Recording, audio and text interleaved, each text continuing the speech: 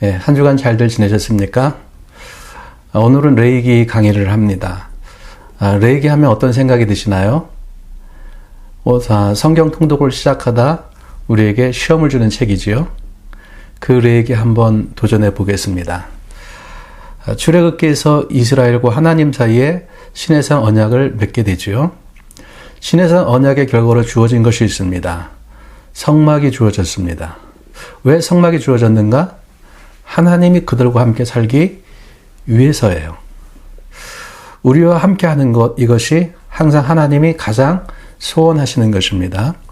출애굽기 29장 46절에 보면 이렇게 말씀하세요. 그들은 내가 그들의 하나님 여호와로서 그들 중에 거하려고 그들을 애굽 땅에서 인도하여 낸 줄을 알리라. 나는 그들의 하나님 여호와니라. 하나님께서 그들과 함께 하시기 위해서 이스라엘을 출애굽시키셨다고 말씀하세요. 출애굽기 40장에 보면은 성막이 완성된 후 하나님의 영광이 그곳에 임재하십니다. 그리고 레위기 1장 1절에서 회막에서 하나님이 모세를 부르십니다. 출애굽기에서는 하나님이 시내산에 임재하셨습니다. 시내산에 임재하신 하나님을 만나기 위해서 모세는 시내산을 올라가야만 했던 것이죠. 이제 시내산에 임재하셨던 하나님이 성막에 임재하신 것입니다. 이제 이스라엘은 성막에 임재하신 하나님과 함께 살아야 하고 그분과 함께 나아가야만 했습니다. 이 하나님과 함께 살기 위해 필요한 것들이 있어요. 그것이 바로 레위기입니다. 레위기는 그들과 함께 하신 하나님과 함께 살기 위한 책입니다. 레위기에서 가장 많이 나오는 단어가 어떤 단어일까요? 거룩이라는 말입니다. 152번 나오고 있어요. 두 번째 많이 나오는 단어가 어떤 단어일까요? 부정이라는 말입니다. 132번 나오고 있습니다. 왜 이런 단어가 많이 나올까요? 중요하기 때문입니다. 레위기의 주제 성구가 레위기 11장 45절 말씀입니다. 나는 너희의 하나님이 되려고 너희를 애굽 땅에서 인도하여 낸 여호와라. 내가 거룩하니 너희도 거룩할지니라. 내가 거룩하니 너희도 거룩하라고 말씀하세요. 왜 거룩이라는 말이 중요한가? 하나님은 거룩하신 하나님이세요.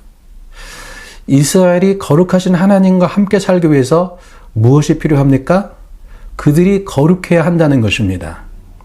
만일 이스라엘이 거룩을 잃어버리면 하나님과 함께 살 수가 없어요. 그들이 죽지 않고 살기 위해서는 이것이 필요합니다. 레위기는 총 27장으로 되어 있습니다. 레위기가 어떻게 구성되어 있는가? 그것을 살펴보겠습니다. 레위기 1장부터 7장은 제사법이에요. 시내산 언약을 지난주에 결혼에 비유했습니다. 부부가 함께 살다 보면 어떤 일들이 일어납니까? 관계가 깨어질 때가 있어요. 싸울 때가 있잖아요. 그때 회복이 필요합니다. 하나님과 이스라엘이 관계가 깨어졌을 때 하나님께 나아오도록 회복을 위해 준비하신 제도가 제사입니다. 8장부터 10장까지는 제사장의 위임식이에요. 1장부터 7장에서 제사법이 주어졌습니다. 제사가 주어졌는데 제사를 드리기 위해서 꼭 필요한 사람이 있습니다. 누구입니까? 제사장이죠. 아론과 그의 자식이 제사장으로 세워지는 과정입니다.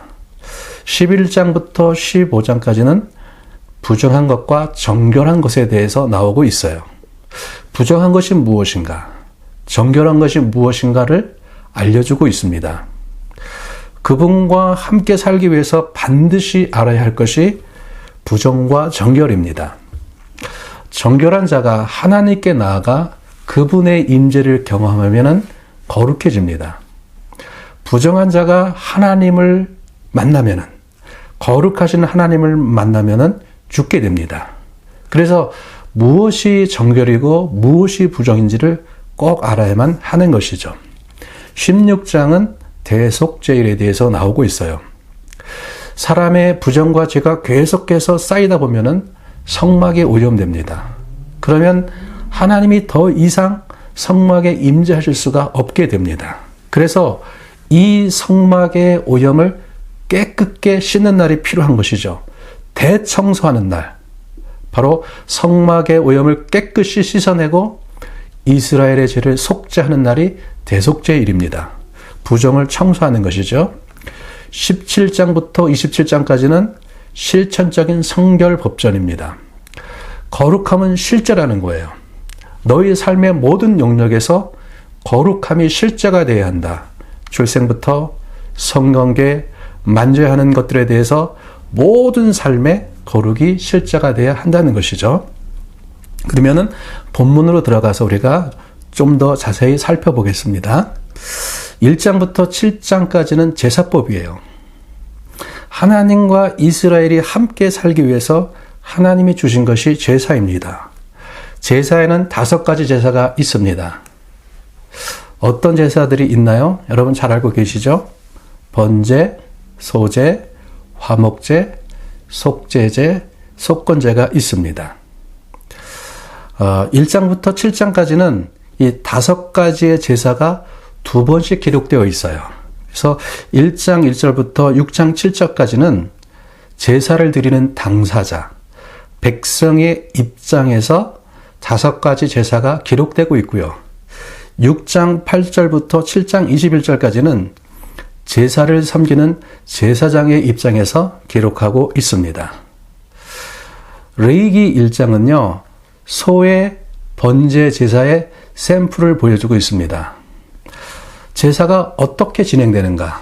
첫 번째는요, 제사의 첫 번째 할 일은 온전한 제물을 골라서 성막으로 데려오는 것입니다. 3절에 기록되어 있죠. 여러분, 제사는 어디에서 시작합니까? 흠없는 제물을 골라서 성막까지 데려와야 합니다. 물론 화폐 경제가 발달된 예수님 시대에는 성전에서 제물을 사서 제사를 드렸습니다. 그러나 가나안 정착 초기에는 대부분 제물을 자기 집에서 제사를 드릴 성막까지 가져갔을 것입니다. 이것이 쉬운 일일까요? 한번 생각해 봅시다. 우리 집이 원주예요. 성막이 서울에 있다고 생각해 보시겠습니다. 며칠 길을 걸어서 제물될 소를 끌고 왔는데 이제 몇 시간만 지나면은 성막에 도착을 합니다. 그런데 이 녀석이 그만 비탈길에서 발을 잘못 디뎌 미끄러져 넘어졌어요. 넘어진 후에 보니까 상처가 생기고 피가 납니다. 이 녀석을 하나님께 제물로 드릴 수 있습니까? 없습니다. 왜요? 제물은 흠이 없어야 합니다. 제사의 원칙은요, 제물의 흠없음이 내게 오는 것이고 나의 죄가 제물에게 넘어가는 것이에요. 흠이 없어야 하는 것이죠. 두 번째는요, 제물에게 안수하는 것입니다. 그것을 누가 합니까? 제사장이 하는 것입니까? 아니에요. 제물을 드리는 내가 하는 것입니다. 제물을 드리는 당사자가 하는 것입니다. 손을 얹는다, 안수한다는 것은 이런 의미입니다. 넘어간다는 것이에요. 나의 죄가 제물에게 넘어가고 제물의 흠없음이 내게 오는 것입니다.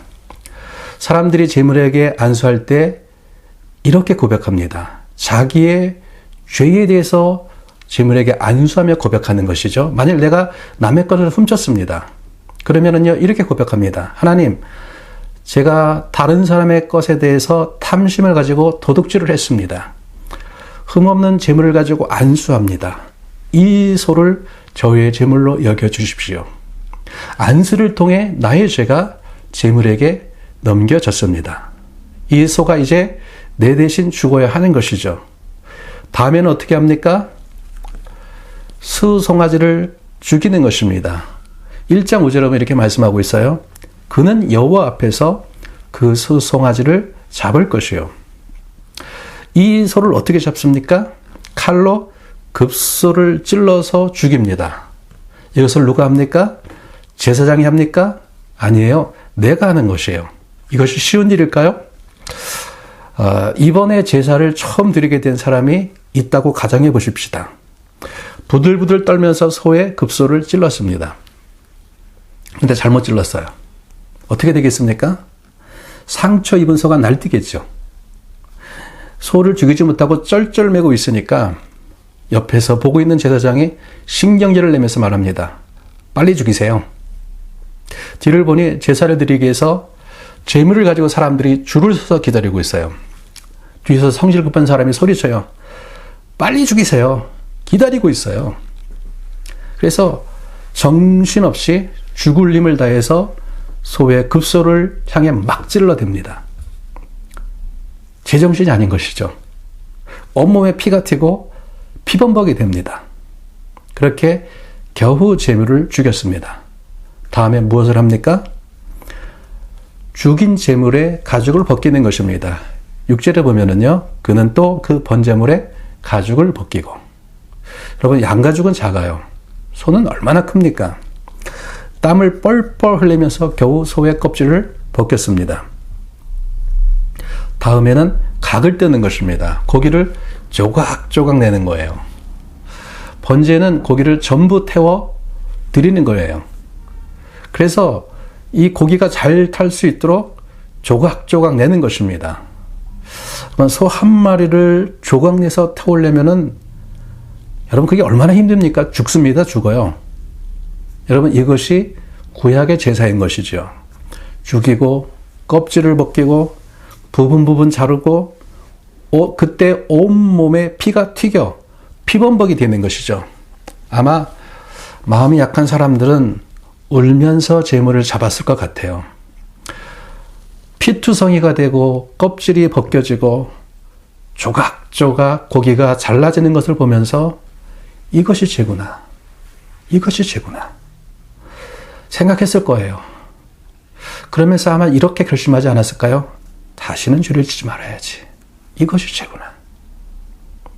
마지막으로 그 모든 제물을 불살라 하나님께 드리는 것입니다. 9절에 보면 이렇게 말씀하고 있죠. 제사장은 그 전부를 제단 위에서 불살라 번제를 드릴지니 이는 화제라 여호와께 향기로 냄새니라. 이 모든 제물이 제단 위에서 불살라질 때 이것이 여호와께 향기로운 냄새가 된다고 말씀합니다.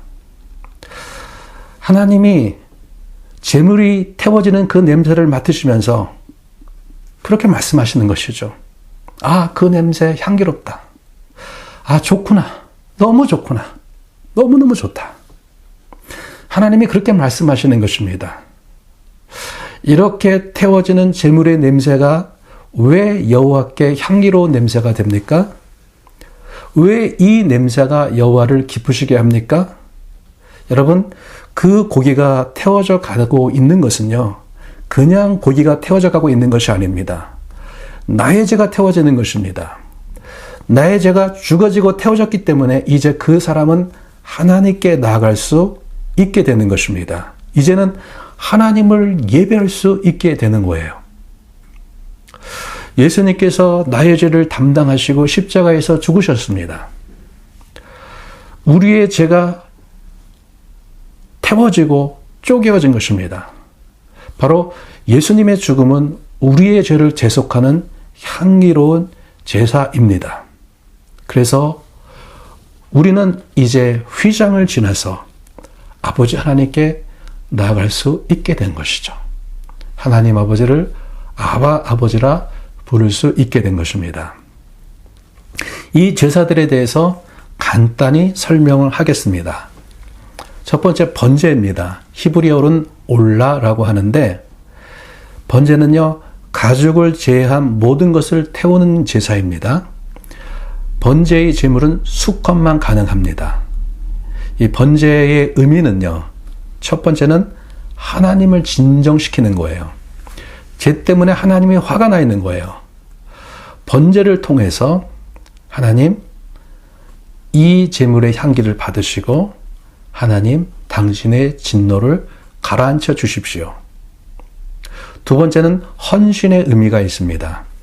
아브라함이 하나님께 헌신하는 마음으로 아들 이삭을 번제로 드리려고 했던 것이지요. 두 번째는 소제가 있습니다. 민하라고 합니다. 이 소제는 곡식으로 드리는 제사인데요. 이 소제의 의미는요, 선물, 곡물, 이란 의미가 있는데, 높은 분에게 바치는 선물, 조공의 의미가 있습니다. 이 소제의 제사는요, 한 움큼만 하나님께 드리고 나머지는 제사장이 갖습니다. 실용적으로는요, 제사장의 음식을 공급하는 것이죠. 세 번째는 화목제입니다. 샬람임이라고 하는데, 하나님과의 화목, 사랑과의 화목이 목적입니다. 화목제는요, 드려진 제물을 돌려받는 제사예요. 돌려받은 그 고기로 고기 파티를 하는 것입니다. 고기 파티를 해야 되기 때문에 제물이 커야만 합니다. 그래서 소나 양이나 염소와 같은 큰 동물이어야만 해요. 비둘기는 안 돼요. 왜요? 비둘기는 너무 작아서 먹을 것이 없습니다. 근데 이 화목제는 원칙이 있는데요. 감사제는 그날 먹어야 됩니다. 그리고 서원제사와 자원제사는 다음 날까지 그 모든 고기를 먹어야 합니다. 한번 생각해 볼게요. 소 한 마리를 화목제로 드렸다고 생각해 보십시다. 소 한 마리가 몇 킬로 정도 될까요? 한 300kg? 큰 소는 한 400kg 될 거예요. 이거를 그날 다 먹어야 됩니다. 못 먹으면은 이게 죄가 되는 거예요. 여러분, 한 사람이 하루에 고기를 얼마나 먹을 수 있을까요? 1kg 정도 먹을 수 있을까요? 만약에 한 사람이 1kg 고기를 먹는다고 생각해 볼 때 몇 명을 불러야지만이 화목제의 그 고기를 다 먹을 수 있을까요? 한 300명 불러야 되지 않겠습니까? 어떻게 해야 합니까? 다 부르는 것이에요. 일가 친척, 동네 사람, 아는 사람 다 불러야 합니다. 그런데도 고기가 만약 남았다. 나중에는 누구까지 불러야 할까요? 나와 관계가 깨진 사람까지 불러야만 하는 것입니다. 정말 내 뒷담화를 하고 다닌 그 사람, 내 속에 상처가 있는 그 사람까지 부르는 것이죠. 고기를 먹어야 되니까요. 그런데 함께 고기를 먹다 보니까 어떤 일이 일어납니까? 마음이 풀어지는 거예요. 마음이 풀어지면서 얘기하는 것이죠. 너 왜 그때 내 욕하고 다녔어? 그 사람이 얘기하는 것이죠.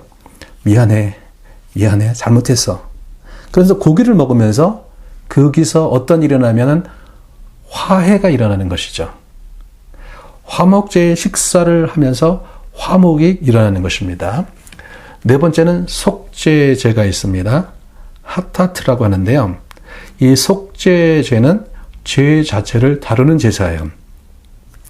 이 속죄제는요, 제사를 드리는 사람의 신분에 따라 제물이 틀려지고요, 피를 뿌려지는 것이 틀려집니다. 제사장의 죄는요, 가장 값비싼 송아지를 제물로 드려야 하고요, 제물의 피를 가지고 성막 안으로 들어가서 휘장에 피를 뿌려야만 했습니다. 목회자, 지도자의 죄가 그만큼 중요하다는 것이죠. 백성의 족장이나 일반인은 제물의 피를 번제단에 바르고 피를 그 앞에서 쏟아 부었습니다. 그런데 레위기 5장 11절에 보면은 놀라운 말씀이 있습니다. 거기에 이렇게 말씀하고 있어요. 산비둘기 2마리나 집비둘기 2마리에도 미치지 못하면은 그의 범죄로 말미암아 고운 가루 10분의 1 에바를 드리라고 말씀하고 있습니다. 이런 것입니다. 가난해서 양이나 염소로 드리지 못하면은 산비둘기나 집비둘기로 속죄의 제사를 드리라는 거예요. 그런데 그것마저 없다면은 밀가루라도 드려서 속죄의 제사를 드려야 한다는 것입니다. 레위기 17장 11절에 보면은요, 속죄의 대원칙이 있습니다. 속죄의 대원칙이 무엇이냐면은요, 생명이 피에 있으므로 피가 죄를 속한다고 말씀하고 있어요. 피가 흘려져야지만이 죄가 속죄된다고 말씀하고 있는 것입니다. 그런데 이럴 수가 있잖아요. 하나님, 나는 가난해서 비둘기 살 돈도 없어요. 그래서 하나님께 속죄의 제사를 드릴 수가 없어요. 나는 하나님과의 관계를 돈이 없어서 회복할 수 없어요. 핑계댈 수 있잖아요. 그래서 하나님이 그런 기회를 주시는 거예요. 그래, 그러면 밀가루라도 드려라. 반드시 너는 너의 죄를 대속하고 나와의 관계를 회복해야 한다는 것이죠. 회복하기를 원하시는 하나님의 마음을 볼 수가 있습니다. 다섯 번째는 속건 제사입니다. 아샴이라고 하는데요. 다른 말로 해서 이 속건 제사는 배상제, 보상제라고 할 수가 있습니다. 자기가 끼친 손해의 5분의 1을 추가해서 배상하는 제사입니다.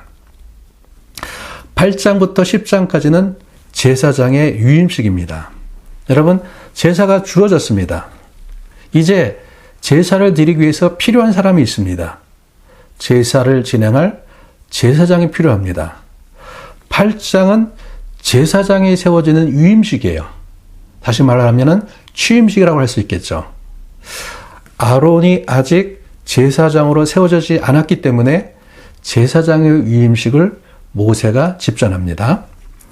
9장은요, 제사장으로 세워진 아론이 첫 번째 제사를 드립니다. 첫 제사를 드릴 때 하나님에게서 불이 나와서 제물을 태워 버렸습니다. 다시 말하면 하나님께서 제물을 받으셨다는 것이죠. 10장에 보면은요, 하나님께서 불이 나왔는데 그 불이 제사장을 태워 죽였습니다. 아론의 두 아들 나답과 아비후가 불에 타 죽었어요. 바로 앞으로 하나님께 나올 사람에게 꼭 기억해야 될 사건인 것을 샘플로 보여주고 있는 것입니다. 왜 그들이 불에 타 죽었는가? 하나님이 명하시지 않은 다른 불을 가지고 성막에 들어갔어요. 성소 안으로 들어갈 때는 어떤 불을 가지고 들어가야 하는가? 번제단에서 제물을 태우는 불을 가지고 들어가야만 합니다. 그런데 다른 불을 가지고 성소 안으로 들어간 거예요. 아마도 그들이 술을 마시고 취한 상태에서 성막으로 들어간 것 같습니다. 취한 상태에서 아무 불이나 가지고 성소로 들어간 거예요.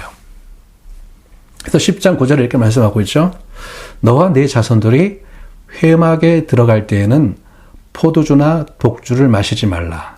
그리하여 너희 죽음을 면하라고 말씀하고 있어요. 그러면서 10장 10절에서 11절에 제사장의 역할에 대해서 말씀하고 있는데 굉장히 중요한 말씀입니다. 제가 읽겠습니다.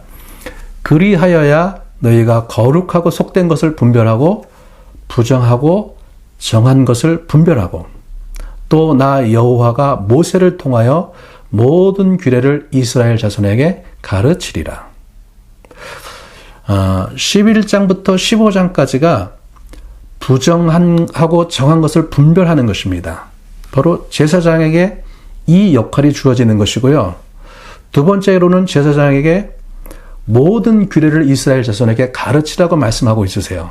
바로 17장부터 27장까지의 규례들, 이 모든 것을 가르치고 또 하나님의 말씀을 백성에게 가르칠 사명이 그들에게 있다는 것입니다. 여러분, 제사장의 역할이 무엇인가? 제사장의 역할은요, 이스라엘 백성을 거룩한 백성으로 유지시켜서 그들이 하나님 앞에서 살아갈 수 있도록 하는 것입니다. 이것이 제사장의 역할인 것이죠. 그럼 11장부터 15장까지 정한 것과 부정한 것을 잠깐 보겠습니다. 유대인들은 5살이나 6살 정도가 되면은요, 성경을 배우기 시작합니다. 그때 가장 먼저 공부하는 성경이 레위기입니다. 왜 레위기를 가장 먼저 공부하는가? 정결한 것과 부정한 것을 분별해야만 하는 것이죠. 이것이 왜 중요한가? 여러분, 레위기에는 3가지 상태가 나옵니다. 거룩과 정결과 부정입니다.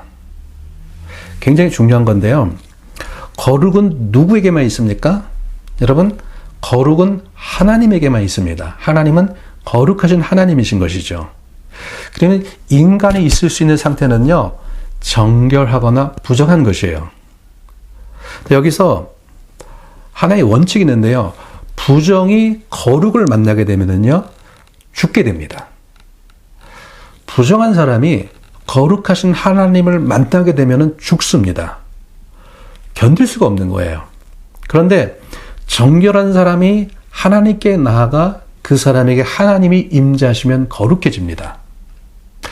그래서 이스라엘 백성들이 하나님께 나아가기 위해서는 반드시 정결해야만 합니다. 그래서 유대인들에게는요, 이 정결법이 너무나도 중요한 거예요.